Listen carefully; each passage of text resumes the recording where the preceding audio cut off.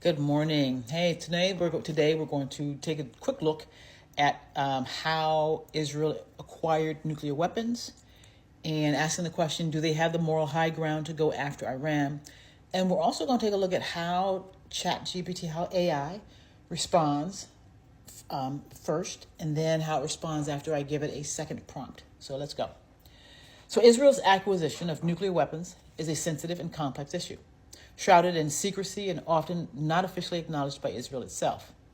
However, extensive historical records and expert analysis provides a relatively clear picture. Now, this first read is going to include just AI's, because AI is fed data, right? Data in. We then use it and it spits the narratives in the ecosystem back out to us. And this is the narrative that it is feeding about how Israel acquired nuclear weapons. Early efforts in French collaboration, 1950s to the 1960s.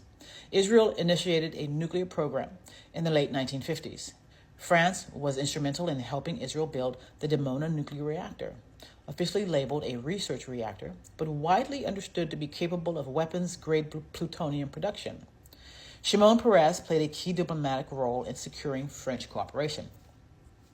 Dimona reactor and plutonium production. The reactor at Dimona in the Negev Desert became operational in 1962.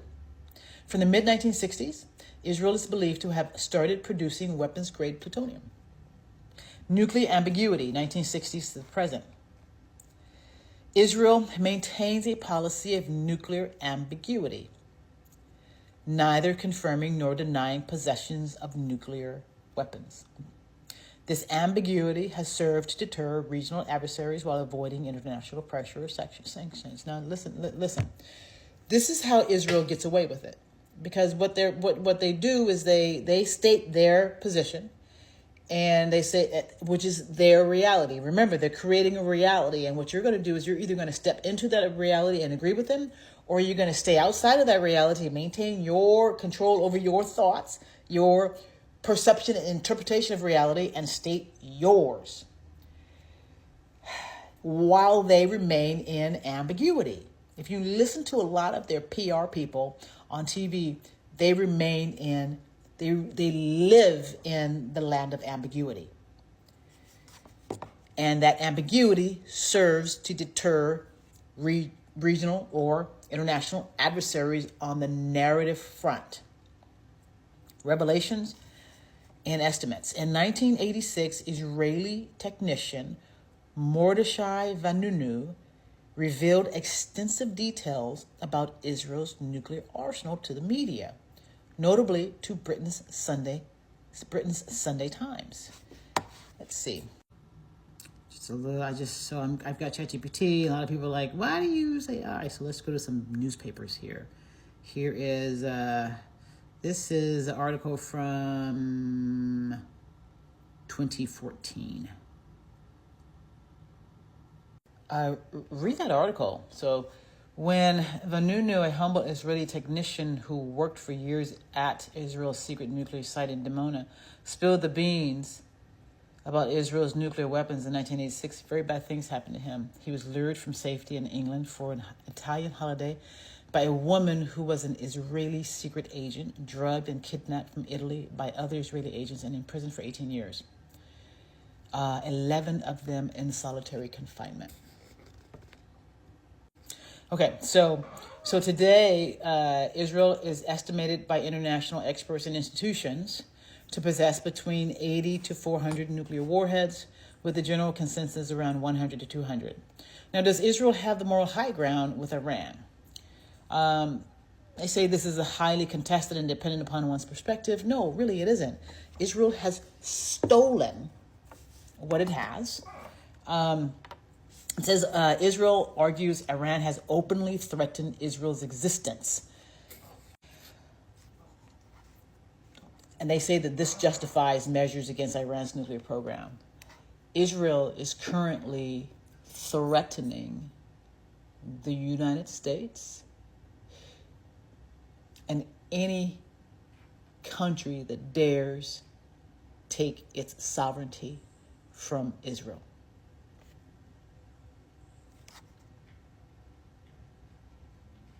Many countries and international.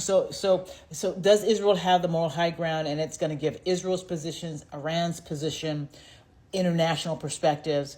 Many countries and international bodies highlight a double standard in the international community. So there's no point in reading Israel's position and Iran's position because it's a double standard in the international community, noting that Israel has faced little accountability, none, for its nuclear program, while other countries, notably Iran, face rigorous scrutiny and sanctions.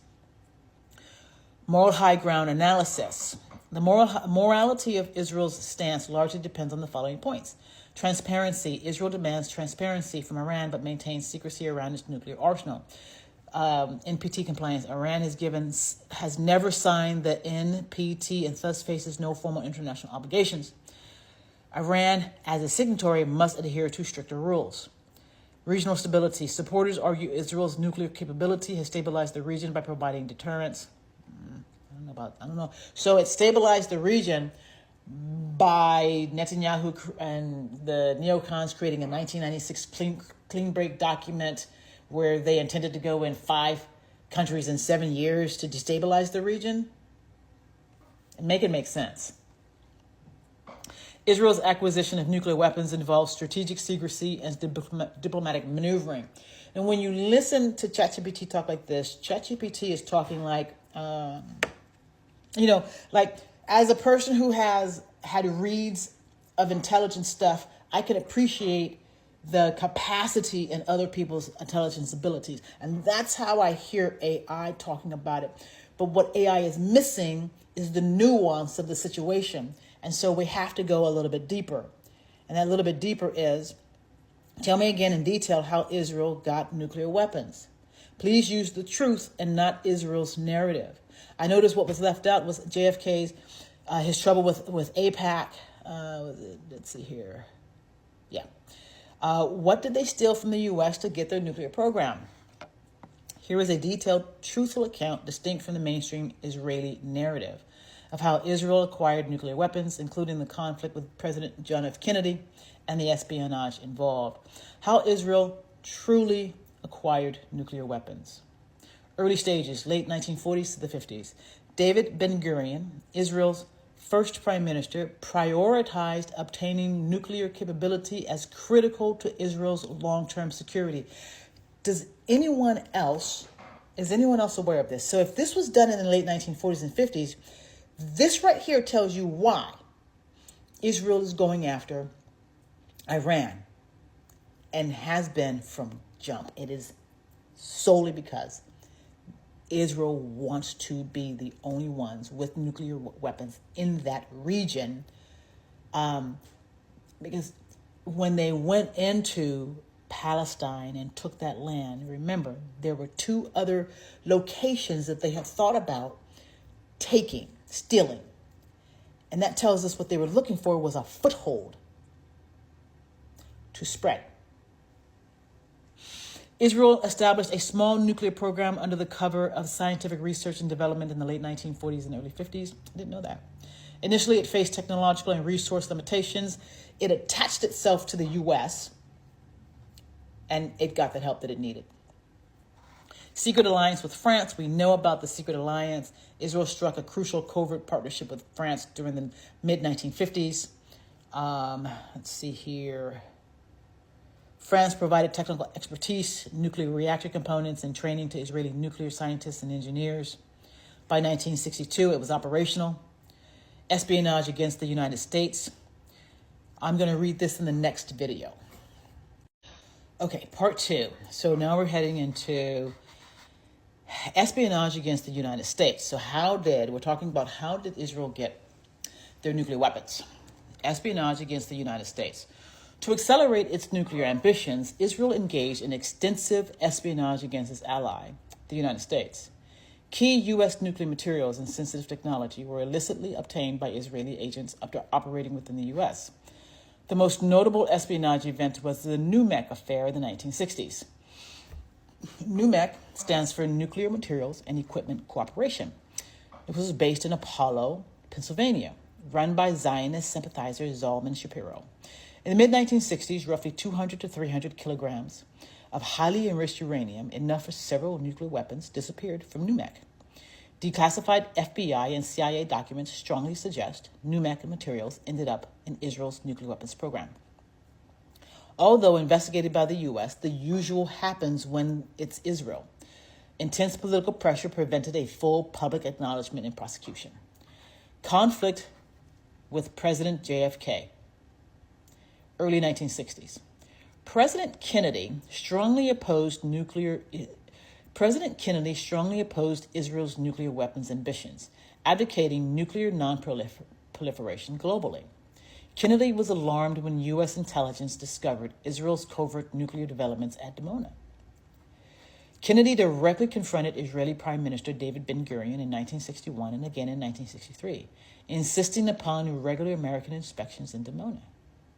Kennedy also faced significant pressure from AIPAC and Israel lobbying groups within the U.S. opposing his demands for transparency. The Israeli government repeatedly stalled and misled American inspectors hiding underground plutonium reprocessing facilities during limited visits. Kennedy's assassination and aftermath. Now, when we have American legislators, and really it's only the ones on the right who are telling us this. But when they come out and say things like, if you don't support Israel, you will be cursed. This is what they mean. President Kennedy's assassination in November 1963 dramatically altered U.S.-Israeli nuclear dynamics. Kennedy's successor, Lyndon B. Johnson, was much more favorable to Israel, ceasing to press strongly for inspections or transparency. The political shift allowed Israel to proceed essentially unhindered toward achieving operational nuclear weapons capability. By around 1967-68, before the Six-Day War, intelligence estimates suggest Israel had produced its first nuclear devices. Now remember, I have a theory. I have a Tower of Babel theory that whenever humanity starts to make a trajectory up, there are aliens that show up and begin to tamp down, or some mechanism within the ecosystem gets set in motion that puts human progress down. And in order to do that, humans will be used for that purpose. Let me backtrack a little bit. So in 1948, when nuclear war was taking place, it is said that aliens showed up. They did. They were in the sky. We've got video. You can watch the documentary UFOs and Nukes.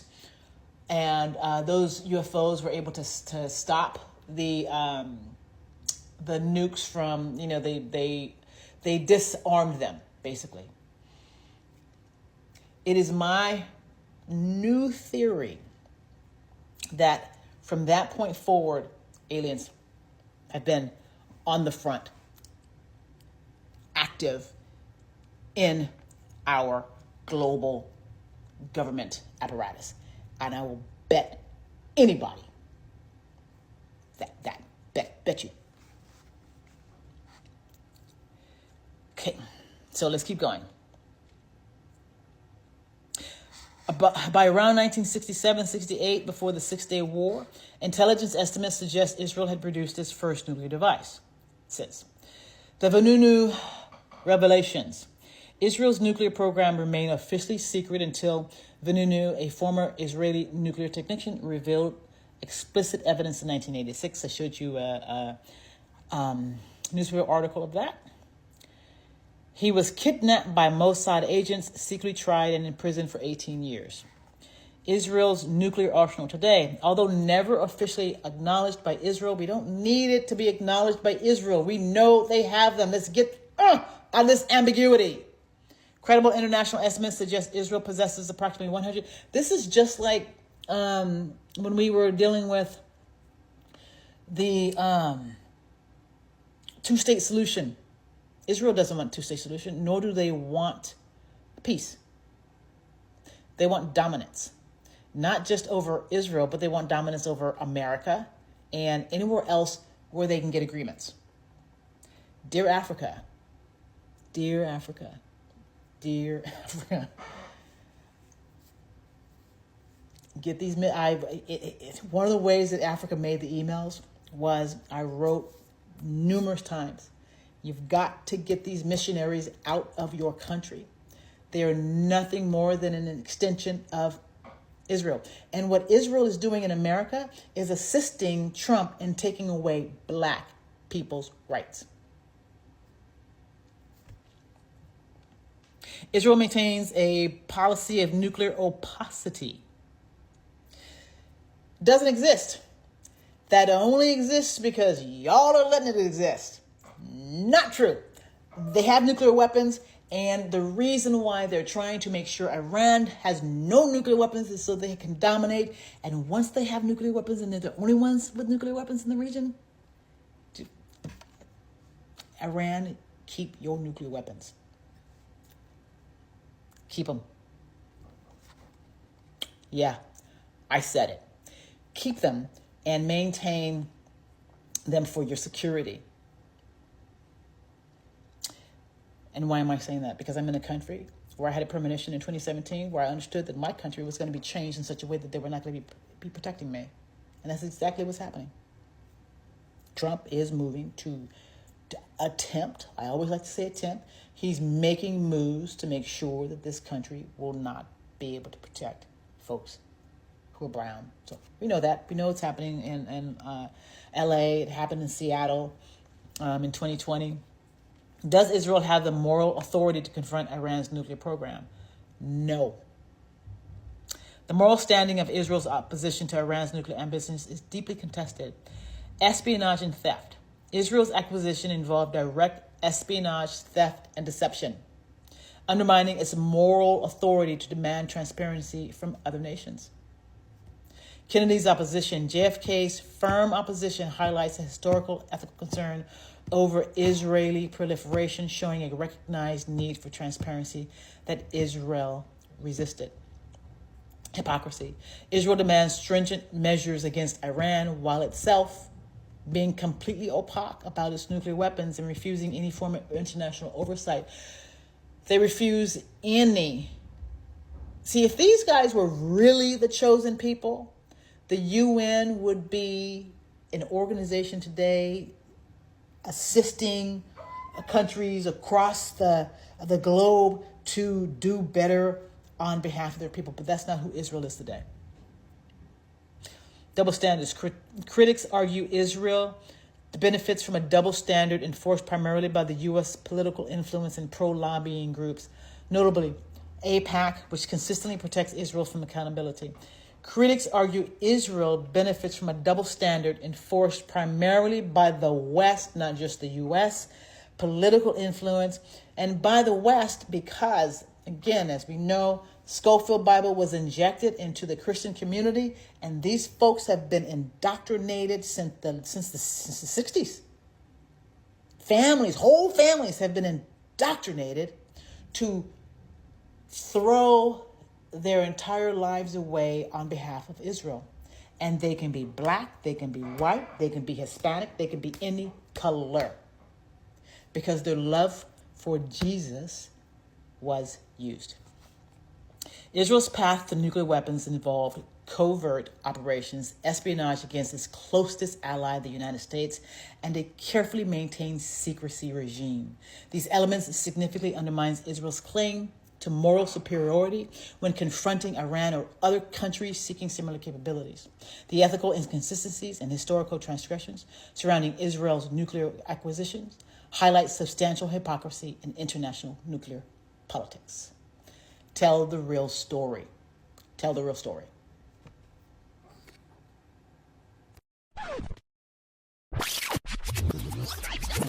Late September night in 1979, an American satellite picked up two super bright flashes in the middle of the Indian Ocean. The next day, President Jimmy Carter called a meeting in the Situation Room. Everyone agreed. This was a secret nuclear test. But who was responsible? The first suspect was South Africa, but they didn't have the technology. So the US at one of South Africa's close military allies, a nation technologically advanced enough to stage a massive nuclear test and secretive enough to pull it off in the dead of night. Israel. There was just one problem. Nobody knew for sure whether Israel even had nuclear capabilities. And this is still true today. Even though the whole world assumes they do, Israel will neither confirm nor deny it. But why? There's a Hebrew word for Israel's nuclear policy, amimut. It basically means deliberate ambiguity. Experts guess that Israel has between 80 and 400 nuclear warheads today, but nobody knows for sure. Israeli leaders have always been quiet about their nuclear ambitions. A strong military defense has been the cornerstone of Israel's survival since its creation in 1948. David Ben-Gurion was apparently obsessed with developing nuclear weapons, seeing them as the only way to protect Jews in their homeland. In those early years, France was one of Israel's biggest supporters, and the two countries worked together to develop both of their nuclear abilities. By the 1960s, Israel had constructed two nuclear research centers, Dimona and Sorek. It's around this time that Israel is thought to have developed their first nuclear warhead. During a meeting with President John F. Kennedy in 1962, Shimon Peres, Israel's Deputy Minister of Defense, was asked about Israel's nuclear plans. He responded with a line that would come to define the country's nuclear policy. I can tell you most clearly that we will not introduce nuclear weapons to the region, and certainly we will not be the first. That line was the birth of amimut as a political policy. Israel has no intention of being the first to attack their enemies with nuclear weapons.